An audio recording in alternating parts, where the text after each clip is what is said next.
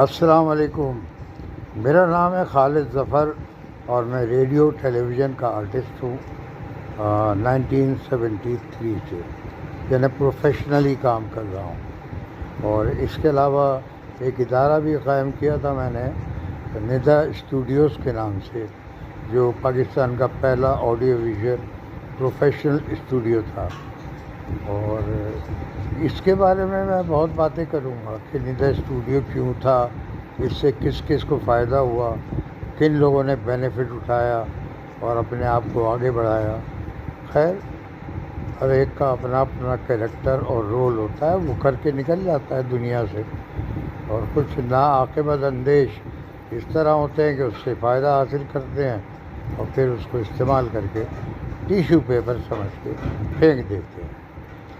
اچھا جی، یہ تو ایک الگ بحث تھی ندا اسٹوڈیو کے بارے میں.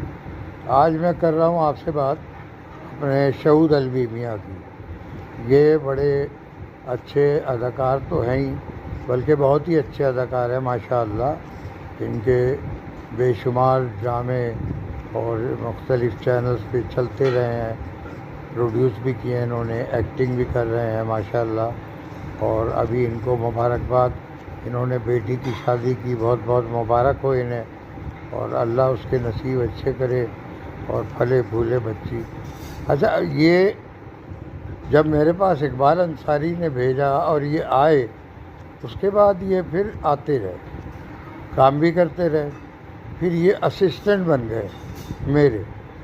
اب یہ یاد نہیں کیسے بنے، لیکن یہ پتہ ہے مجھے کہ ایک زمانے میں ان پہ بڑا بھروسہ کر رہا تھا اور یہ باقاعدہ مجھے اسسٹ کرتے تھے میرے کاموں میں. ایک دفعہ ایسا ہوا کہ ایسٹرن اسٹوڈیو میں ہماری شوٹنگ چل رہی تھی سیٹ پہ، اور میری پروڈکشن تھی.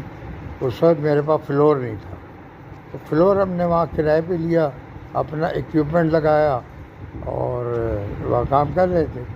اچھا، میں نے انہی دنوں میں وائٹ کلر کی ایک 0 میٹر مرگلا گاڑی نئی آئی تھی، تو میں نے وہ شو روم سے نکالی اور وہ استعمال میں تھی میرے.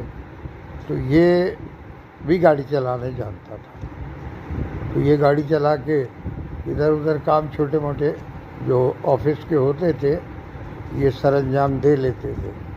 اچھا، یہ ایسٹرن اسٹوڈیو آئے اور آ کے منہ لٹکا کے بیٹھے ہوئے ہیں.